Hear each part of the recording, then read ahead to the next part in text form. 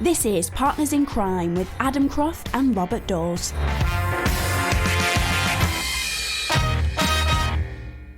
Hello. Welcome to Partners in Crime. Not only are we episode 142, but we're back together and we're in the same room. In the same room. Socially distanced, of course. Yes.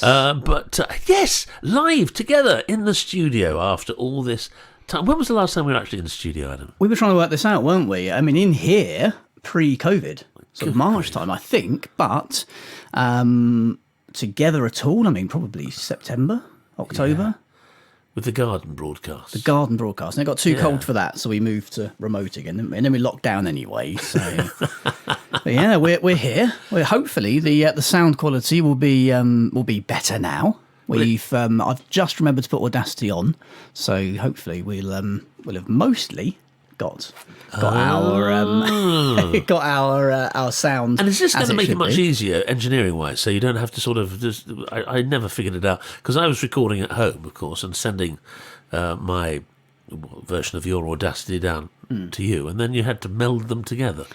Sorry for using Bronze Age terms. Well, yeah, in the long run, it should make it easier, this. But it's going to be a little bit shaky, I'm sure, today, because we've not actually used the system like this. But if you're watching as well, if you're a patron and you're watching, I'm looking at that camera, I'm on this one because I'm literally about to mention the fact that we're on 3 different cameras now. We've got the studio camera. God. There we go. Look, we can see us both. There we are, with Bob the dunce in the corner. We've got Adam Cam and Bob Cam.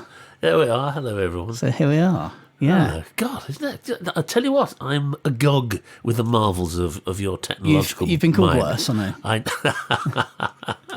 But while we mention patrons, actually, should we try and do it first on the episode if we can? Say hello to Sarah Goldbart, who is a new patron of ours. Oh, fantastic! Well, Sarah's a very, very good friend of mine, who lives in France. Oh. And her husband is a very fine director and cinematographer, currently working on the Ivory Coast. A very exciting job.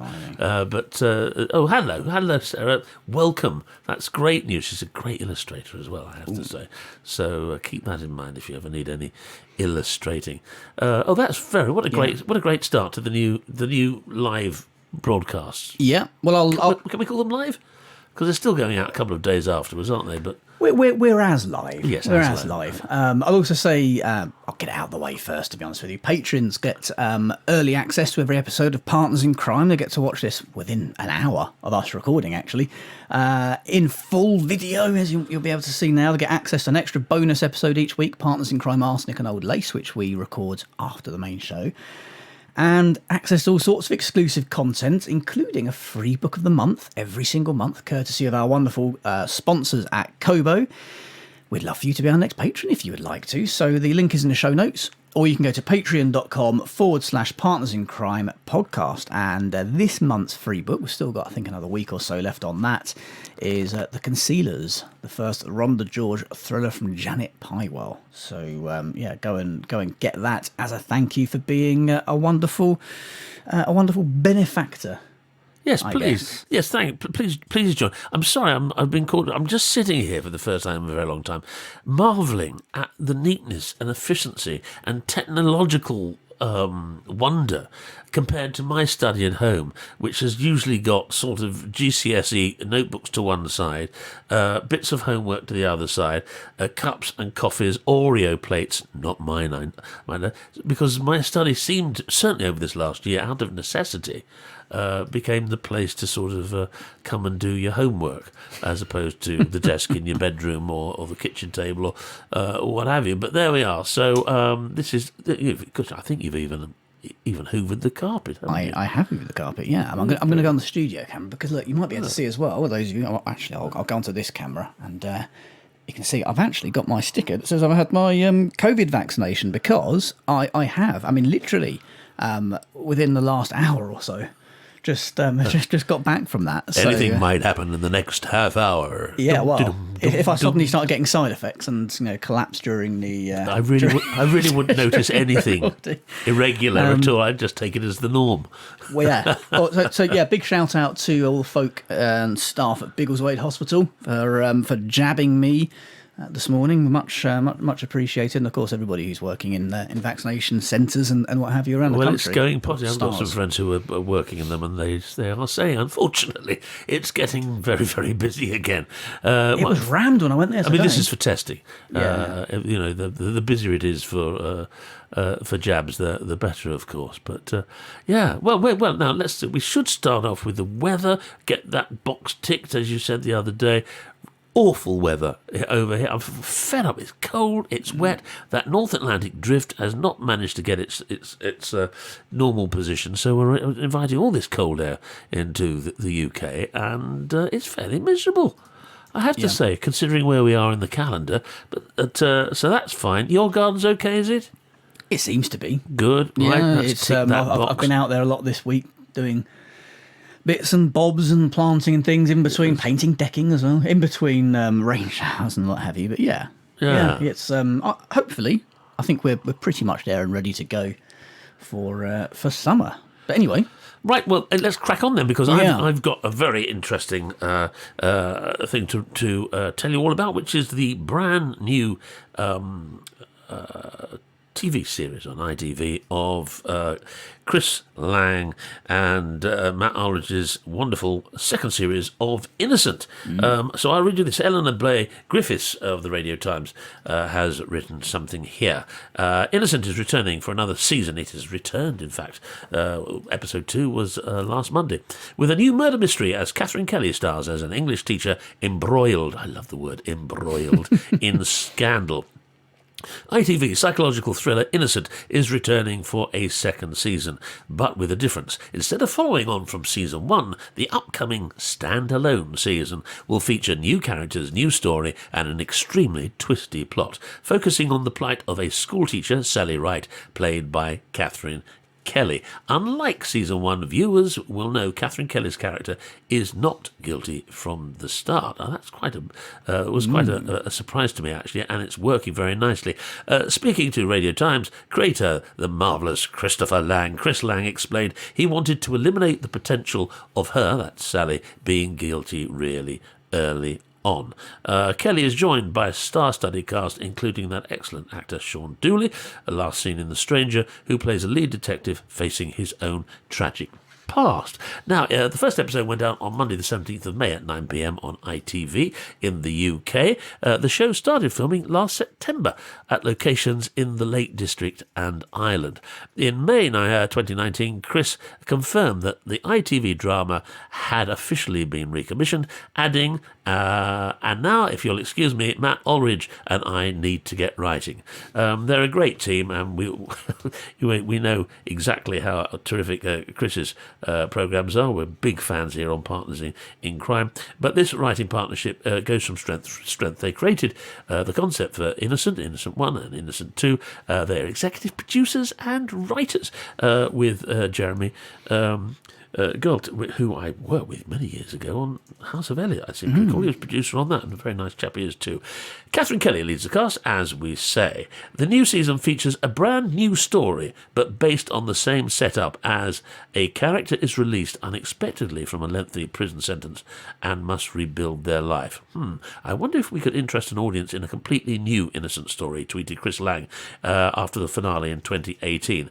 By October 2018, he was developing the idea, telling fans that ITV had asked him and co-writer Matt to develop a second series. New characters, new story, but the same question, he wrote. Is he, she, really innocent? Aldridge added, indeed, we have the extremely twisty plot of Innocent 2 all worked out, so let the games begin. Catherine Kelly leads. Jamie Bamber. I love Jamie Bamber. That takes me back to Battlestar Galactica. He played one of the leads in that. Not Jeremy Bamber. No. Jeremy Bamber I was going to say. is a very different proposition. And while we're clarifying names, is it Matt Arledge? Matt Arledge, yes. Is it Arledge? It's the same one, the guy who does the books. Exactly MJ. the same Yes, one. gotcha, Yes, gotcha. I mean he straddles all sorts of. Well, we extraordinary won't things. go into that now. This is a family-friendly show. Well, we've reviewed his brilliant books on here as well. Because Matt came from television. He was in television before he started being a best-selling crime novelist. So yeah, it's exactly the same, Matt. So there we are. It's got, as we say, a great cast: Sean Dooley, Amy Lee Hickman, Lucy Black, Michael Yarr, Andrew Tiernan, Nadia Albina, Poppy Miller, Laura Robbins. The list goes on. A fantastic cast, and I've seen the first episode, and I'm absolutely hooked as ever. They look to be in fine form, these two writers, and the fact that they only started writing a few months before filming it doesn't seem to show whatsoever. In fact, I think it probably brings a sort of an energy and a very credible improvisation to the whole affair. So that's it. I can't recommend it enough. After one viewing, I will be watching all of them, and I hope you will too, wherever you are in the world. Track it down. It's ITV's Innocent by Chris Lang and Matt Arledge, starring Catherine Kelly, and I predict it's going to be a belter. Good. Well, we've got lots of similar-ish stories coming up, actually, because it's the awards season. That's starting anyway. The events and the festivals are starting up again. Lots of awards happening. So the first one is Indie Book Awards, which has been curated by booksellers, actually as part of Independent Bookshop Week. It honours paperback books of the year across 4 categories: fiction, non-fiction, children's and picture books, as voted for by independent booksellers. And it's part of the campaign organised by the Booksellers Association to celebrate indie bookshops, which, of course, we both support ourselves. Richard Osman has been nominated for his debut crime novel, The Thursday Murder Club, and I think I'm going to put a punt on him probably winning that, because if the prize is voted for by independent booksellers, I know that The Thursday Murder Club has almost single-handedly kept a lot of independent booksellers afloat in the last year, so I'd strongly suggest he might win that one. Well, he's already won the British, what's he won here? I've got it here, Author of the Year in the British Book Awards. Don't ruin it for me, I'm going on to that one next. Oh, you're going to that one next? I have the vote. Okay, I'm going to sit in the... This is why I sit in the corner of the studio. Yes, put Bob in the corner and he's, it's much Okay, easier. I'm going to butt out. Kylie Reid as well, Such a Fun Age, has been nominated. Follows Amira, a young black woman who's accused of kidnapping a child she babysits. And Benjamin Zephaniah has been shortlisted for his novel Windrush Child, which centres on Leonard, a child of the Windrush generation who grows up experiencing racism as he tries to build a new life in London. The judging panel of independent booksellers and authors will decide on the 4 winners at 10 o'clock on the 25th of June, so about a month or so left, which is the penultimate day of Independent Bookshop Week. The winners will be announced on Scala Radio, which is the official media partner of the Indie Book Awards.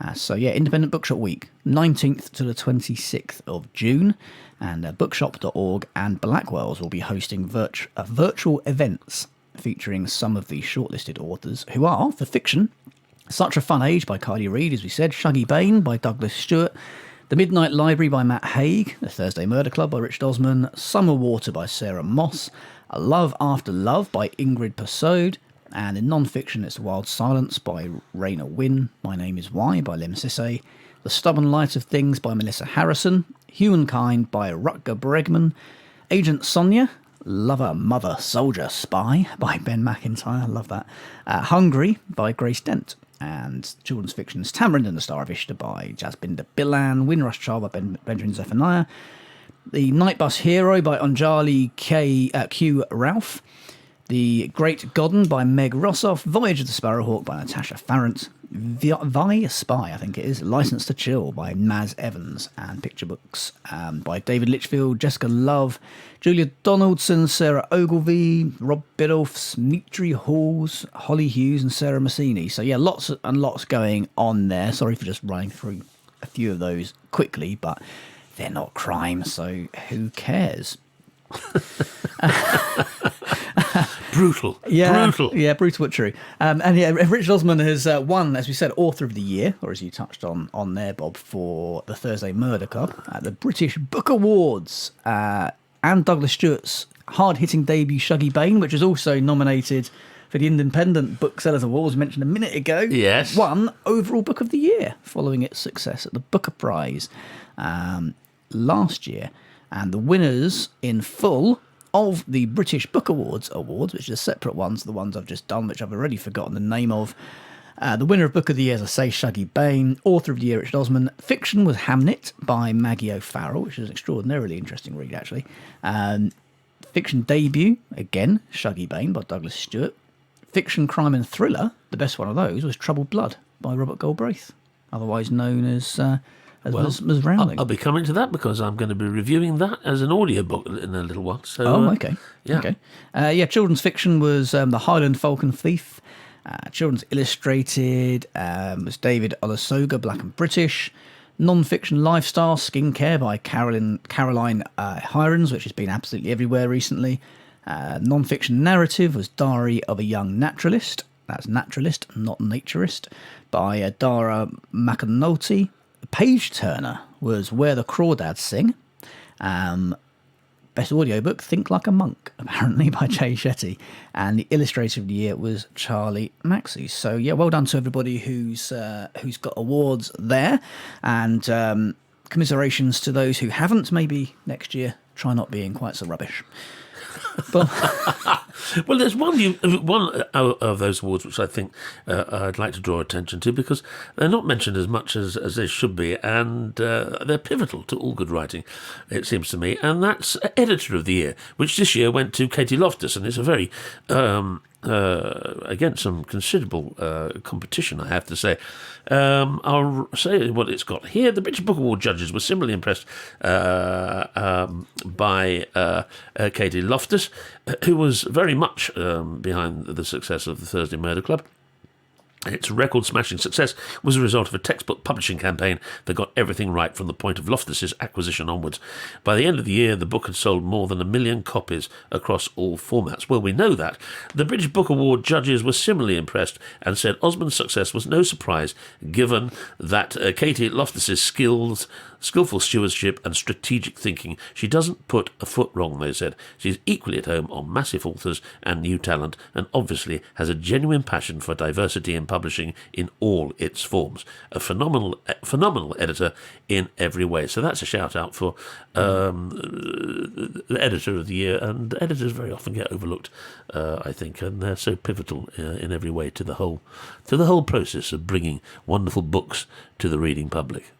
Absolutely. If you like the sound of any of the books you hear mentioned on today's show, then you can go and get them from Kobo, because they very gratefully sponsor our podcast. I don't know if they gratefully sponsor our podcast, or if we're grateful that they sponsor our podcast. I think we are very grateful that they sponsor our podcast. Oh yeah, that bit goes without saying. And they're probably mildly amused that they do so. Yes, we are amusedly sponsored by Kobo, one of the world's largest ebook retailers.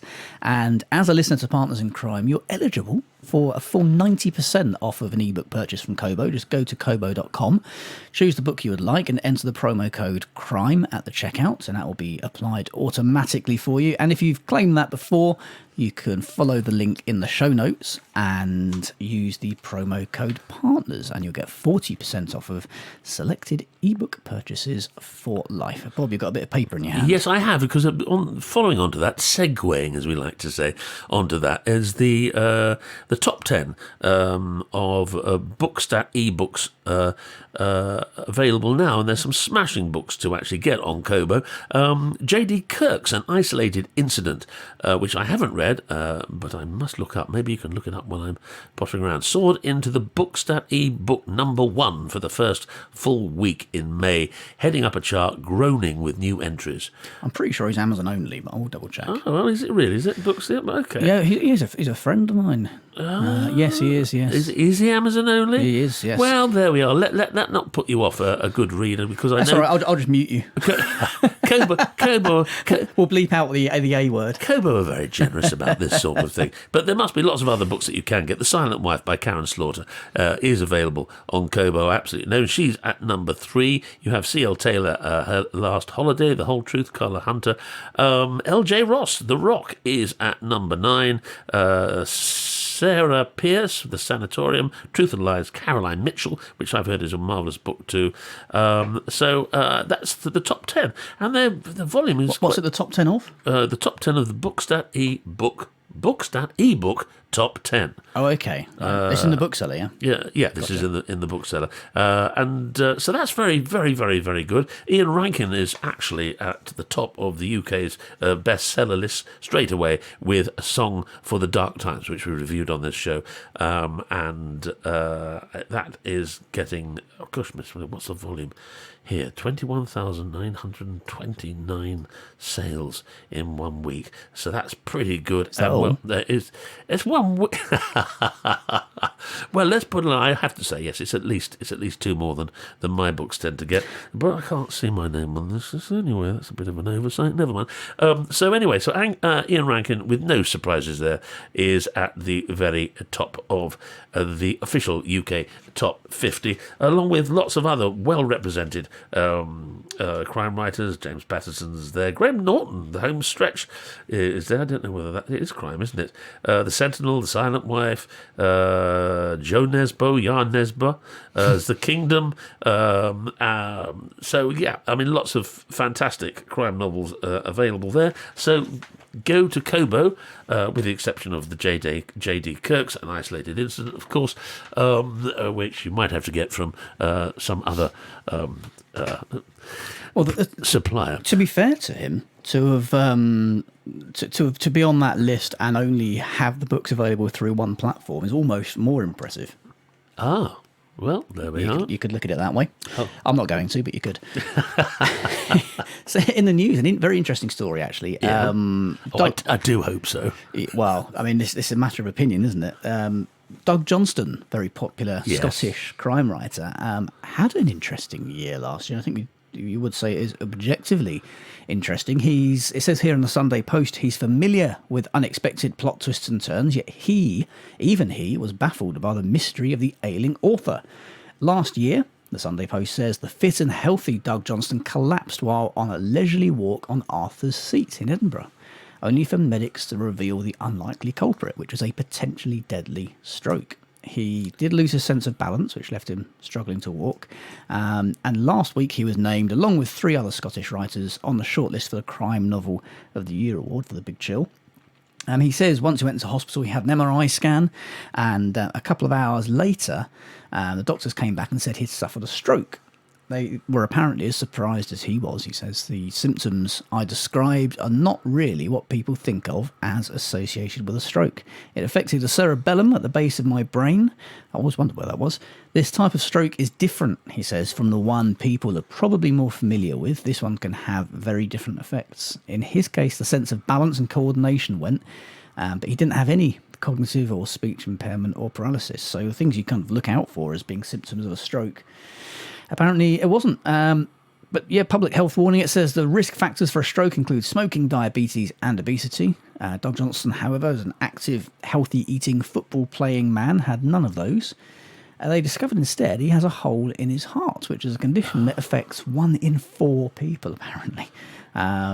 May have been the culprit, and a blood clot is thought to have passed through the hole. Most often they're caught in the lungs and you don't even know about it.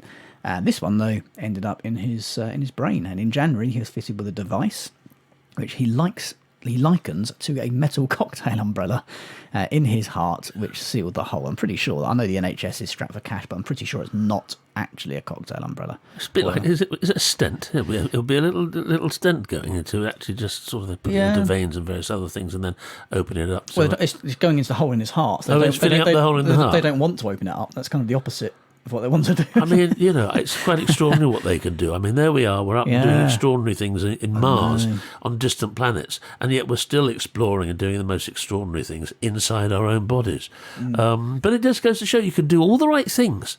You can, eat all the right things, not drink any of the bad things.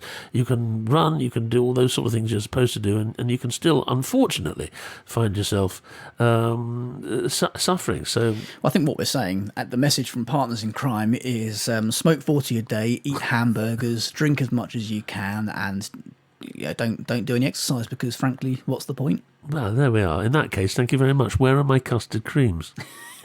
They're next week. Mr. Dawes' custard creams have been delayed. Yeah, they will be appearing shortly. We're easing in slowly. Speaking of which, you might notice, you see on the camera, we are sitting our 2 metres apart.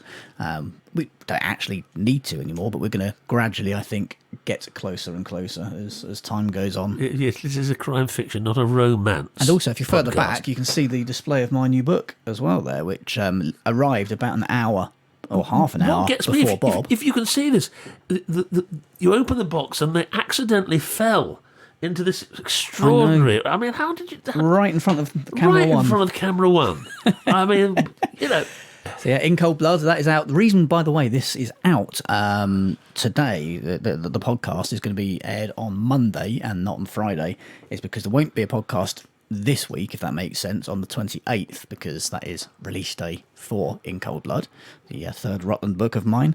So we're putting this out on the Monday, and then we'll go back to normal the following Friday. So essentially, you don't get a week missed. We knew we were going to miss a week, so we put this episode out in the middle, if that makes any sense whatsoever. Well, I walked through the door today and was very kindly handed a gift of my copy of In Cold Blood, which I will take home and read and then put beside my Blue Peter badge. In a downstairs toilet. In a downstairs toilet. It looks lovely. It's a wonderful cover, I have to say. That's the viaduct that we've talked about often over the last month. Do you know what? I mean, the thing I love about this series, God, I know you hate compliments, but... No, you carry on. Okay, the thing I love about... I'll get on to the things I hate about it in a minute. But the things I love about the book is you've actually found this extraordinary small county, Rutland, and it's like you've done a midsummer on it, which is no easy task. I have to say, I'm a big fan of all your writing, but I think some of your best writing is in this book. These books. I'm getting the hang of it now. Yeah. Well, you opened this one. I didn't realise you'd written so many. I mean, look at that. I mean, it goes on and on and on. 10 books there. Well, maybe you can count them, because I don't know how many I've got. Yeah. Well, I'll tell you exactly how many you've got. I think it's about 20, 30, something like that. Yeah, it's 2 pages full of titles, that's for sure. So it must be getting onto that. Anyway, so that's In Cold Blood, and what's the date again that's out? On Friday, 28th of May. So, yeah, very now that's what I call a plug. Right, so moving on. Here's my Kobo recommendation for a book written by a friend of Partners in Crime, Angela Marsons. If you want to know more about Angela Marsons, if you haven't read any of her many excellent books in the Detective Kim Stone crime thriller series, then there is an interview we did with Angela on in our archive, is there not? There is, yeah. And don't ask me what episode. Fairly early, I think. Yes, it was. Mentions of her... yeah. Anyway, her parrot joined in, if I remember rightly. Her parrot yeah. joined in. Who's a pretty boy? Anyway, her latest book is Twisted Tales, an absolutely gripping mystery and suspense thriller, it says here. Anyway, here's the synopsis. Her stomach lurches as she sits in the windowless room. He throws her phone to the ground, grinds it against the floor with the heel of his shoe, and brings his face closer to hers. There was no turning back now. Her life, as she knew it, was gone. When Detective Kim Stone is called to a local business, what she sees leaves her speechless. The photo of the driving licence bears little resemblance to the man laid out before her, and she knows she's up against the most twisted killer she has ever encountered. But as she breaks the devastating news to the victim's wife, Diane Phipps, Kim can't help feeling that something isn't quite right about the woman's reaction. 24 hours later, Diana and the rest of the victim's family disappear into thin air. Then a second body is found staked to the ground in a local nature reserve. Desperate to crack the case open quickly, Kim and her team unravel a vital clue, a fiercely guarded secret that links both victims and could cost even more lives. A secret that some police officers are also protecting. Very popular this year. Faced with deceit from those she should be able to trust, family members who won't talk, and local reporter Tracy Frost opening a can of worms on the case of a woman murdered by her husband a year ago, Kim is in deep water like never before. Kim must find the motive if she is to find the killer who is systematically targeting his victims. But can she unlock the shocking truth and stop him before he strikes again? I would put money on the fact that she can. An absolute jaw-dropping crime thriller from the #1 multi-million copy best-selling author of the incredibly addictive Detective Kim Stone series, and that, of course, is Angela Marsons. That's my Kobo Buko recommendation of the week, Twisted Lies. Wonderful. Well, it does sound like a great book, as all of Angela's are, of course. I think actually we're about there for the main episode. That flew by. It did, didn't it? It goes much quicker when we're not separated by a mile and a half. It does. It does. Although we do still have another episode to do, because we've got Partners in Crime, Arsenic and Old Lace for our Patreon subscribers, where you get more of this nonsense, basically. Yeah, well, we've always got... Listen, we're never short of nonsense, are we? No. One thing I will mention on the true crime thing, I've been watching the, as we all do to some degree, Netflix series, and I watched Wild Wild Country, which was a crime in a way, which is I would recommend. But I've been watching a series called Murder Mountain, which is set in North California. Wild Wild Country is set in Oregon, the next state up, and both series have a similar starting point, that they deal with initially spiritual and hippie communes that moved up through California in search of peace and harmony, and found the countryside in which they could have their communes. And this one is fascinating because it's all to do with the growing of cannabis, the illegal growing of cannabis for half a century, and how what started off as an idealistic, peaceful spiritual retreat for people quickly turned with the growing of cannabis into something much, much darker. No surprises there, leading to murder. It's a fascinating series. I've not finished it yet. I've got one more episode to go, and it's many layered. It follows a murder investigation, and it follows, which is in the big sort of 2011 to 2014, and also what is happening there today in this particular fascinating and clearly very dangerous part of the States, and is a very interesting insight into what is happening now. They are legalizing cannabis, and how that is affecting the black market trade, and in actual fact, perversely, encouraging it. I would watch it. It's a sort of Paradise Lost, really, and that is a Murder Mountain, and that is on Netflix. Sounds brilliant. Well, thank you for joining us again on Partners in Crime today. Yes, everybody. thank you very much, and Sarah, thank you very much for joining as well. A new member, which means you can see us basically, and you get all sorts of different things. Yeah, she's actually paid to look at us. That's very strange, isn't it? Yeah. Well, there we are. All right. So, okay, is this time to say goodbye? Yeah, I was going to see if I can actually press the right button this week, because was it last week or the week before I managed to mess up the ending? Yeah, I think our bloopers are just as interesting as a smooth transition of professional broadcasting skills, which you usually employ. Shall I see if it works? Yeah, have a go. Okay.